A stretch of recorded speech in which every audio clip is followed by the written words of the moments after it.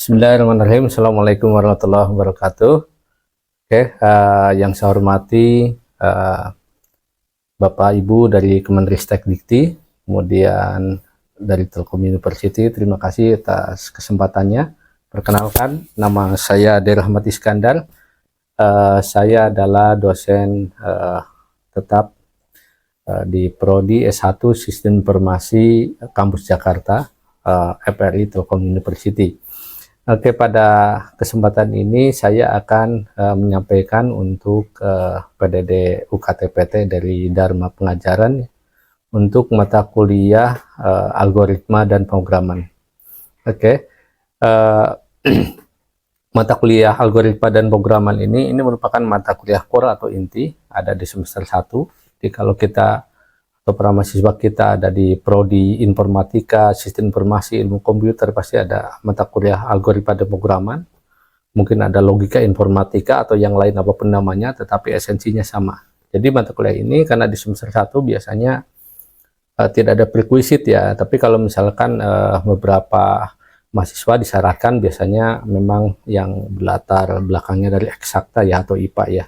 Karena mungkin nanti akan belajar logika matematik, mungkin selain belajar programming atau pemrograman ya. Oke, kemudian mata kuliah algoritma dan pemrograman ini memiliki kode mata kuliah yaitu IT 11A4. Kemudian memiliki bobot SKS yaitu 4 SKS dengan 3 SKS teori dan 1 SKS praktikum. Nah, kemudian mata kuliah ini memiliki capaian pembelajaran. Jadi capaian pembelajaran dari mata kuliah ini adalah diantaranya memiliki pengetahuan dalam menyusun algoritma pemrograman serta mampu membuat rancangan, pengembangan, dan pengolahan teknologi informasi secara akurat dan tepat dalam rangka mendukung proses pengambilan keputusan. Kemudian diantaranya yang berikutnya adalah melakukan identifikasi, membuat formulasi, dan melakukan penerapan teknologi informasi serta metodologinya dalam rangka mendukung individu dan organisasi dalam pencapaian tujuan. Nah, kemudian di mata kuliah ini memiliki beberapa CLO ya atau course learning outcome. Nah, di sini mungkin saya akan menyampaikan di CLO yang ketiga, di mana nanti di CLO ketiga ini relevansinya akan saya sampaikan di video yang akan saya jelaskan untuk pengajarannya. Di mana di CLO 3 ini atau CPMK ini adalah mahasiswa mampu merancang dan mengimplementasikan penggunaan operator dan kontrol program Java dengan skema perulangan. Jadi nanti saya akan mengajarkan di pengajaran itu sesuai dengan CPMK ini mengenai di materi. Kalau di RPS di sini ada di pertemuan 5 yaitu penggunaan menggunakan looping atau perulangan, bisa menggunakan for to do atau menggunakan while ya. Kemudian di deskripsi mata kuliah ini, deskripsi mata kuliah algoritma pemrograman ini adalah mata kuliah ini mempelajari struktur dasar algoritma, kemudian pengenalan algoritma dan pemrograman, pengantar algoritma, tipe data, operator, kemudian mempelajari runtunan, selection, looping, array, function, kemudian pointer, tipe data gabungan.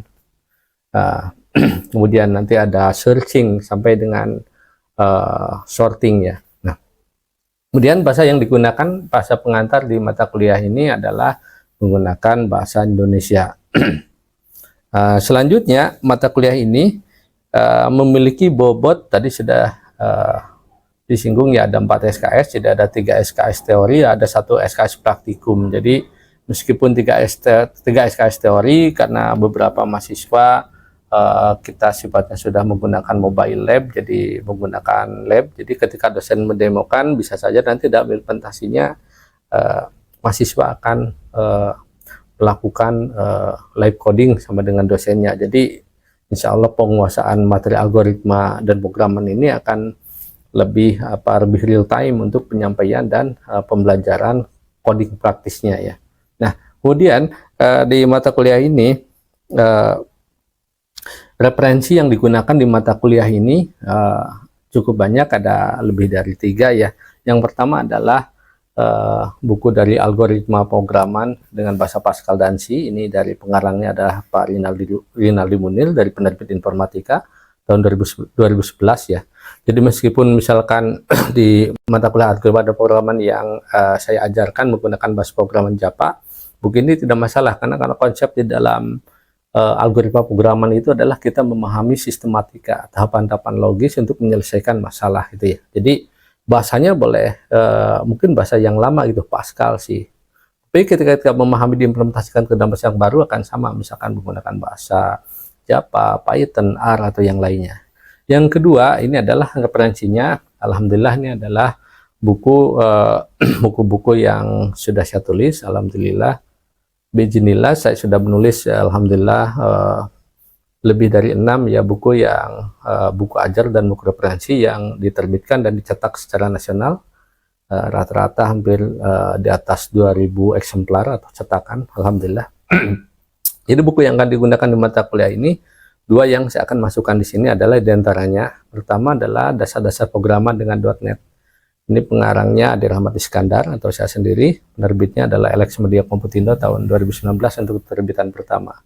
Yang ketiga adalah nanti referensinya menggunakan buku menguasai pemrograman berorientasi objek, pengarangnya adalah saya sendiri Adi Rahmat Iskandar, penerbit Informatika tahun 2020. Nah, jadi di sini di buku menguasai program berorientasi objek ini memang ini adalah buku ketika mahasiswa belajar mata kuliah pemrograman berorientasi objek, biasanya di semester 3 atau 4 ke sana ya.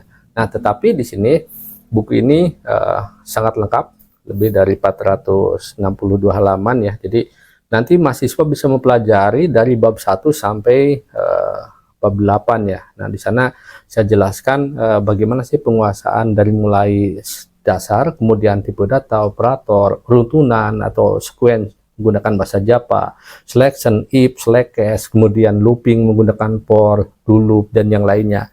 Saya jelaskan menggunakan array, function, di mana semua penjelasan di buku tersebut dijelaskan secara tematis, disertai dengan contoh program yang sudah diujikan, sehingga nanti mahasiswa akan lebih paham. Nah, jadi buku ini bisa dijadikan sebagai referensi juga. Nah, kemudian sebenarnya kalau tambahan bisa menggunakan buku dari Scomes Outline of Programming with Pascal, ini Byron S. Gunfried dan dari Micro Hill ya. Jadi nanti kepada para mahasiswa nanti insya Allah akan lebih banyak referensi, bukan hanya yang dari luar tadi ya, tetapi buku-buku dari dalam negeri pun insya Allah sudah cukup berbobot juga ya.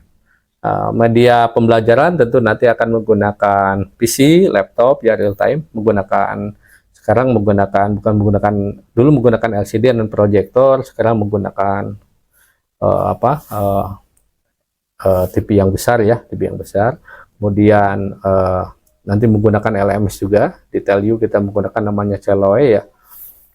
Nah, kemudian saya kira itu, jadi nanti oke, untuk penilaian yang terakhir itu di mata kuliah ini karena di tahun 2020 saya terakhir mengajar 2021, mohon maaf, mata kuliah ini masih menggunakan penilaiannya menjadi 4. Saya menggunakan membagi saat itu menjadi UTS, UAS, kehadiran, dan tugas. Tugas ini dalam kurung ada mandiri dan tugas besar. Di mana untuk UTS di sini grade-nya adalah atau scoringnya 30%, untuk UAS adalah 40%, untuk kehadiran 10%, jadi mahasiswa ketika hadir itu akan diberikan rank kehadiran 10%, kemudian maksudnya buat 10%, dan tugas mandiri atau tugas besar nanti berkelompok ini diberi scoring 20%, jadi totalnya adalah 100%. Saya kira itu. Terima kasih kepada yang saya hormati Bapak Ibu dari Kemenristek Dikti, kemudian para asesor ya.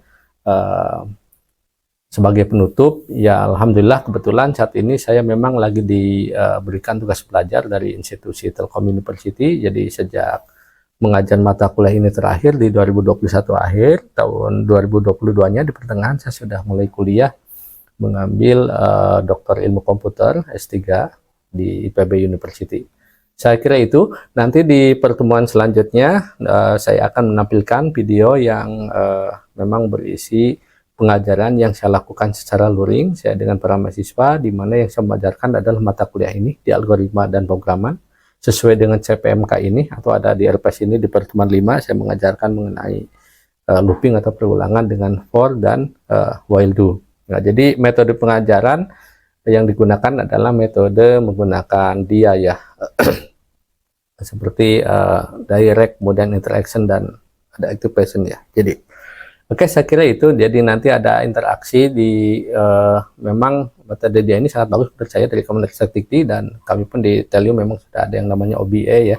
Jadi sebenarnya memang interaksi antara seorang dosen dan mahasiswa itu sangat diperlukan supaya untuk mengetahui mahasiswanya paham atau tidak. Jadi jangan sampai misalkan dosennya hanya menyampaikan secara single way. Jadi memang harus dinamis ya, atau terjadi interaksi. Saya kira itu saja. Terima kasih. Mohon maaf jika ada kesalahan. Terima kasih. Assalamualaikum warahmatullahi wabarakatuh. Selamat pagi. Hari ini saya Dermat Iskandar, mata kuliah dosen algoritma programan. Kita di pertemuan 5 ini akan mempelajari mengenai perulangan ya. Oke. Jadi perulangan ini kalau kita ketahui sebenarnya teman-teman harus tahu ya, struktur dasar algoritma itu ada 3. Masih ingat nggak apa ya? Struktur dasar algoritma itu ada 3 ya. Satu apa? Peludunan. Ingat nggak Pak? Ya, square ya. Dan apa lagi? Di algoritma ada apa? Selection ya.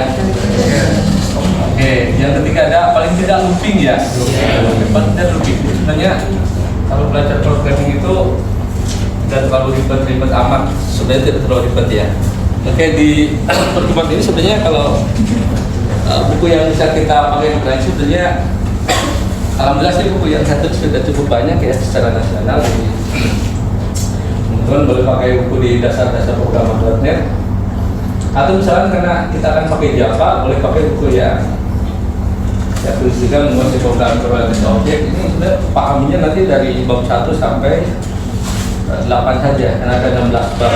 Nanti yang 16-nya dia teman-teman dapat mata kuliah programan berbasis objek. Nah, ini selanjutnya ada apa? Nanti ada selanjutnya yang satu juga yang coordinator, kalau teman-teman menjadi proses developer. Dan nextnya lagi ada program Laravel, itu yang sekarang kita membangun beberapa teman di Unicorn ya, kebanyakan pakai Laravel, Ruby on Rails itu. Teman-teman juga yang masih hidup yang beri pengalaman itu namanya banyak pakai Ruby on Rails. Tapi platformnya memang untuk menengah ke atas ya. Oke, kita lanjut ke materi saat ini ya. Jadi sebenarnya di Ruby ini teman-teman udah sangat mudah ya. Apa bedanya manusia kita dengan komputer? Kalau disuruh ngulang, bedanya apa? Komputer itu cepat lelah ya. Betul nggak? Misalnya kalau zaman saya dulu kuliah itu kalau malas itu disuruh nulis ini nih, misalkan saya tidak akan malas lagi gitu ya. Coba tulis gitu, 1000 kali gitu. Kalau anak sekarang jauh coding, jangan 1000 kali lah, 1.000.000 kali. 1 juta N, sistem out, print line, enter, lalu biar komputer yang gitu ya.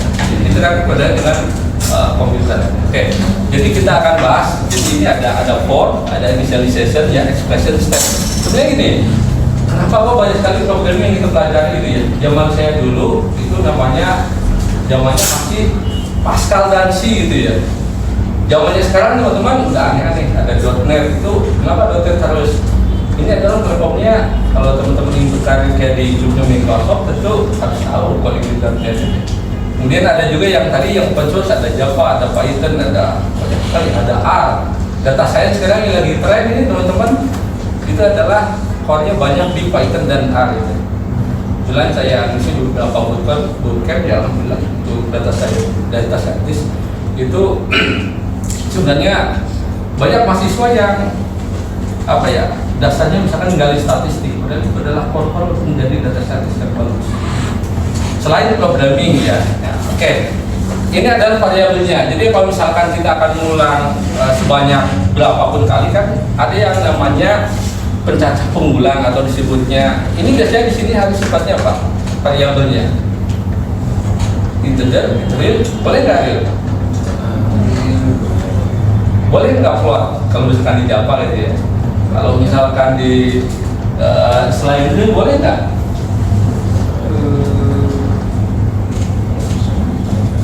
Ingat nggak hukumnya? Jadi programmer itu ternyata ada kaidah yang perlu kita perhatikan, karena kalau kita salah bisa jadi programnya bebas tidak error, tetapi ternyata ketika di eksekusi kok nggak ada tampil atau lekuknya tidak sesuai, itu namanya error logika. Berarti tipe data apa yang diizinkan untuk pencacah pengulang ini teman-teman? Real boleh nggak, atau integer atau plot? Boleh nggak? Misalkan saya pilih kalau plot i, boleh nggak? Saya mau ganti nih, jadi nggak mau pakai tenang pakai ini nih. Ini saya hilangkan gitu ya. Ini saya select nih, ganti dengan plot, boleh nggak? Programnya betul nggak kira-kira menurut teman-teman?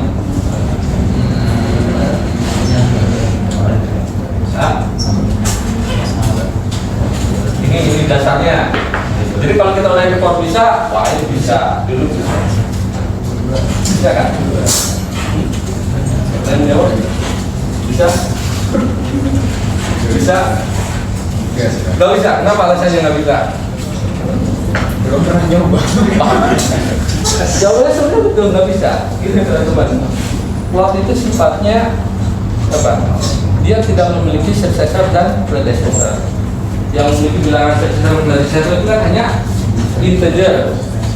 Kalau teman-teman dulu belajar pakai apa? Di algebra pemrograman. C++ sama aja sebenarnya. Jadi backgroundnya itu kalau kita belajar program itu Pascal yang paling mudah di dunia gitu ya. Kemudian C agak lumayan ribet ya. C++ lebih mudah, Java lebih mudah lagi, Python lebih mudah lagi kesininya karena tidak perlu instruksi yang ribet. Tapi kan tipe datanya sama kan, ada integer kan. Oke. Kenapa ini? Karena ini kan punya predecessor, successor itu. Jadi harus bilangan bulat yang memiliki nilai sebelum predecessor. Jadi kalau predecessor dari 6 berapa? 5 kan, udah pasti kan? Iya. Karena integer. Tapi kalau misalkan kita pakai plot, predecessor dari 5, kalau tipe datanya plot nih, misalkan kita ganti plot, berapa nilainya nih? Apakah 5, 5,9? 5,9 bisa. Nah ini digunakan teman-teman buat aplikasi zaman saya dulu pertama buat program apa ya? Aplikasi wartel lah. Mungkin teman-teman belum SD atau belum lahir. Jadi zaman dulu kan kita bikin aplikasi itu Pak. Aplikasi itu dulu kan wartel lah, masih jago-jagonya. Berarti ya saya ponsel masih jago-jagonya sama yang lain karena ada SMS itu di depan. Artinya apa? Saya bikin program aplikasi, misalkan ada seorang teman yang punya usaha wartel gitu ya. Oh, yang ini per menitnya, per detiknya tinggi gitu. Itu bikin programnya mudah gitu. Artinya memerlukan tipe data apa nih? Integer tadi kita konversi dari jamnya, jam per menit ke detiknya. Itu hanya tipe data yang integer tadi. Kalau tipe data yang plot tidak bisa. Nah, makanya ini pentingnya teman-teman punya pemahaman. Tadi jangan lupa itu adalah memang coding itu tidak perlu dihafalkan, tetapi sebagai seorang programmer ini penting banget untuk menguasai kaidah-kaidah tadi. Misalkan ini yang namanya pencacah ini wajib tipe yang memiliki bilangannya ordinal. Dan kalau di Pascal ada in, ada byte ya. Kalau di C ada in, ada apa lagi? Yang untuk nilainya panjang sampai miliaran Pak. Tidak? Ya. Nih teman-teman nanti kalau udah berinteraksi di dunia nyata itu menarik, karena di dunia nyata itu program yang kita bikin di kelas itu bisa jadi bikin di dunia nyatanya itu. Kemarin kebetulan kami baru apa ya, 14 ada mahasiswa dari kita ya, dimasukkan dari TNI dan ESI ya, magang di perusahaan teman saya. Nah itu sebenarnya yang diminta oleh mereka itu yang penting HRD ini nggak tahu ya apakah mereka belajar programming gitu. Iya karena HRD nggak tahu, tapi kalau si tim teman saya kebetulan pro-nya di sana, jadi dia bilang itu yang penting dia punya dasar dulu, tahulah tipe data, tahulah operator, tahulah coding di struktur algoritma terutama dah gitu ya. Berurutan selection, looping, array, function, prosedur ya gitu, yang itu apalah. Kesininya ngodingnya ya itu kan ada program senior, dari functionnya, dari bla bla bla itu. Jadi awalnya itu sih yang kita masukkan ada 3 orang. Awalnya memang seperti apa ya? Seperti tidak mengharapkan itu. Kita motivasi, kamu belajar, kamu pasti bisa. Karena tidak ada seorang programmer yang jago, kan semuanya dari awal itu. Akhirnya alhamdulillah sekarang sudah dipakai di salah satu perusahaan yang besar di Indonesia. Oke, saya lanjut di sini ya teman-teman ya. Ini balik lagi sini. Jadi kalau kita di Java dengan DC mudah banget kan? DC berapa? Point main gitu ya, atau in main gitu, sama aja. Di Java bedakan apa nih? Public class looping pass statement. Jadi public static point main ini sisi kelas utamanya. Jadi ceritanya di sini nih, for i sama dengan 0, i kurang dari 100, i plus plus. Tampilkan misalkan saya akan rajin belajar. Ini kebetulan saya di sini ada DMP-nya, tapi saya akan mendemokan saja, nanti teman-teman bisa praktekkan. Saya akan ulas satu lagi teman-teman. Kita ke while. Yang membedakan dengan while apa? Ini salah satu outputnya dia. Berarti dia akan mengambilkan sebanyak 100 kali ya. Oke, yang membedakan dengan while apa? Yang membedakan for dengan while itu kalau di Java ada dulu, ada repeat until gitu ya. Ini penting karena di dalam pemrograman itu nanti tidak semuanya teman-teman itu akan ngoding dulu dengan for, enggak itu. Misalkan ada kayak kita mencari untuk mencarikan password sampai ketemu, nah istilahnya seperti itu. Ada yang tahu nggak apa itu inisialisasi?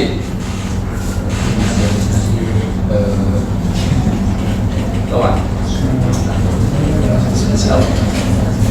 Kenapa di while ini ada inisialisasi, ada terminasi? Saya tahu nggak? Inisialisasi berarti menjelaskan apa ya prosesnya, terus di terminasi itu kita menjalankan proses itu Sampai berakhir looping. iya sampai. Oke, jadi inisialisasi itu pemberian nilai awalnya ya teman-teman ya, pemberian nilai awalnya. Oke, jadi misalkan kita akan ulang dari 1 sampai 3 gitu ya, dari 1 sampai 3. Nah artinya di sini, misalkan kita akan ulang nih, i-nya dari 1 gitu ya, i-nya dari 1, berarti dia akan mulai dari 1. Nah tadi kalau terminasi menurut teman-teman kita ini, tadi terminasi itu sampai batas program itu berhenti. Misalkan di sini, i kenapa selalu ada i plus 1 gitu ya? Artinya gini, kita akan looping sebanyak 100 kali. Ini kan baca 1, misalkan saya akan rajin belajar gitu ya. Plus 1 kan, terus sampai 99, 100 masih baca kan? Nah ketika dia plus 1, maka menjadi kondisinya adalah false kan? Jadi dia sudah lewat. Nah itu yang membedakan antara inisialisasi dan terminasi. Oke, sampai sini ada yang tanyakan nggak teman-teman? Kita bahas dua itu dulu, di for dan while. Dan daerah nggak?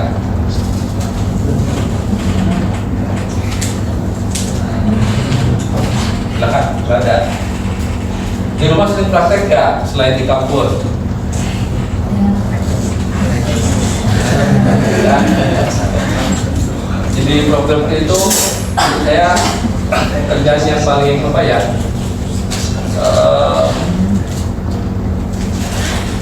Mendirikan, kenapa IT konsultan itu biasanya timnya tidak banyak gitu ya. Biasanya jarang ada IT konsultan yang kayak perusahaan pabrik tekstil atau apa gitu ya.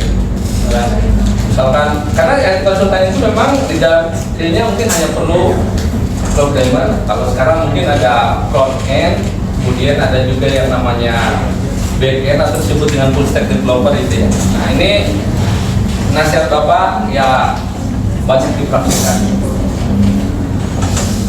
Perempuan kan berarti masuk di prodi misalkan TI atau SI, berarti di bidang IT gitu. Dan menurut saya jadi programmer itu bukan melulu harus jadi laki-laki, harus laki-laki. Saya punya mahasiswa saya ketika masih di Bandung ya, dan tentu saja ini kisah nyata bukan mengada-ngada. Masih saya itu dulu ketika saya pertama nulis buku pertama ya tentang Visual Basic 2005 ya, itu tahun 2008 ya. Tak ajarin sampai dia mahir lah. Nah ternyata sekarang berikutnya dia lanjut, saya ketemu di sosmed aja tahunya. Dia saat itu ingin kerjanya di bidang IT, dan memang saya lihat track recordnya portfolio itu cukup banyak gitu. Jadi itu perempuan gitu. Awalnya dari satu bisa programming sama, karena kalau bisa programming itu misalkan tadi dari .NET, kalau PHP ini di framework itu kan sama-sama saja gitu. Jadi laki-laki perempuan tidak masalah, karena ini kan hanya berhubungan dengan daya kita logika berpikir, mengujikan program gitu. Mungkin agak berbeda kalau misalkan berhubungan dengan yang lapangan, misalkan teman-teman kita di level yang teman ada mahasiswa saya juga ya kerjanya di lapangan BTS biasanya itu kebanyakan laki-laki. Oke, saya kira itu saja teman-teman. Terima kasih untuk atensinya. Pesan dari saya sih, kalau belajar program yang paling mudah itu adalah pahami algoritma, praktekkan. Tidak ada kata yang sulit seperti kalau kita sering mempraktekkan. Jadi kalau saya flashback masa lalu dulu tuh, ya masih ingat ya kenapa kok saya bisa di informatika itu. Saya dulu lulusan dari SMA yang komputer saja tidak ada gitu. Tidak ada, tapi dari saya ingin jurusan apa nih, kok aneh ya informatik gitu kayaknya. Tapi ketika masuk sampai misalkan saya pun hanya menguasai program itu, saya cuma bisa 2, Pascal dan Delphi. Dulu ada dengan Delphi ya, sekarang mungkin visual sudah berapa. Delphi itu versi visualnya Pascal gitu, jadi kita bikin project. Pascal itu kan ada DOS-nya ya. Kalau misalkan visual itu yang dipakai teman-teman di TPS lah, kalau bayar di Alpha atau apa itu mereka pakai itu. Tapi kalau sekarang kebanyakan udah web-based, running di local DOS. Tapi sampai saat ini ya kita akan bisa untuk mengimplementasikannya. Itu saja, terima kasih atas atensinya. Kita lanjutkan di pertemuan selanjutnya. Mohon maaf jika ada kesalahan. Assalamualaikum warahmatullahi wabarakatuh.